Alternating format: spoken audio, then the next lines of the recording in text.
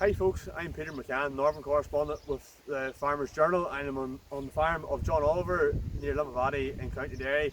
John's on the Dairylink Ireland programme. He's taking part in an animal health webinar online on the 10th of August. It's free for everyone to tune in, and full details are on farmersjournal.ie. So John, just give us a bit of background to your farm here and what you're doing. Yeah, so we're farming this winter. We calved down around 100 cows through 10-point parlour.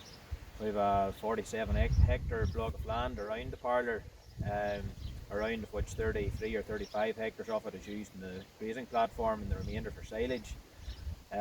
We have been, this last number of years, predominantly block autumn calving.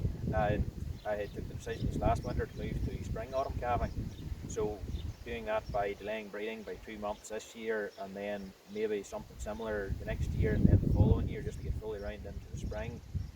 Just to get better benefits from the grass and from the grazing infrastructure that we've put in lately, which we've already seen the benefit from. We're trying to get great benefit grazing fresh calf cows and grass. And from an animal health perspective, what have you been doing? Obviously, the part of this webinar is you've updated your animal health plan. What were you doing before? And the latest update, was there many changes to it, or was it just a matter of revising it for the new system you're going towards? So I suppose the animal health plan developed from the business development groups around 3 years ago.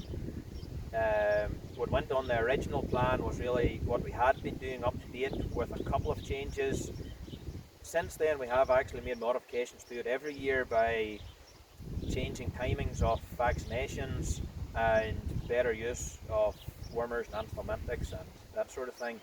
This last year we've added a vaccine, removed another vaccine, and we've changed the timings of vaccines again, just to suit the calving profile, I would say, and make sure everyone's covered. We'll discuss more of that on the webinar. John, just the last thing we'll chat about is well, heading into the last week of July now. It's Saturday evening, it's getting very dark again. The rain's not far away.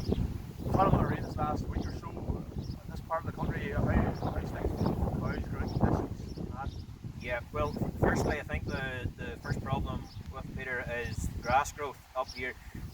I'm 100 foot higher than my neighbouring dairy farm, and with that comes a degree less temperature, and the farm rises another 100 foot after that. So my higher paddocks are at night time probably sitting around 6 to 7 degrees Celsius. I know here we're standing out at the moment and it feels like it's certainly some 10 degrees Celsius. The grass growth has been slow.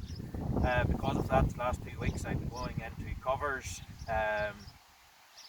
with availability of under 1,000 in many cases. They're certainly there today. The cows are put into very low covers, 36-hour paddock doing one grazing. I haven't given to housing them to feed silage yet. They're very stale late lactation cows because they are being delayed in the breeding. They're now over 300 days to milk. Because of that, now they're on sale to grass, and they're starting to market a little bit, especially in a wet night. This is Saturday. On Thursday evening we had a tremendous amount of rain. I threatened to put them in then, however I was going into a dry field after that, and this morning I came out and they had poached a paddock that was poached this time last year subsequent. So I would say tomorrow I'll very seriously be thinking about housing cows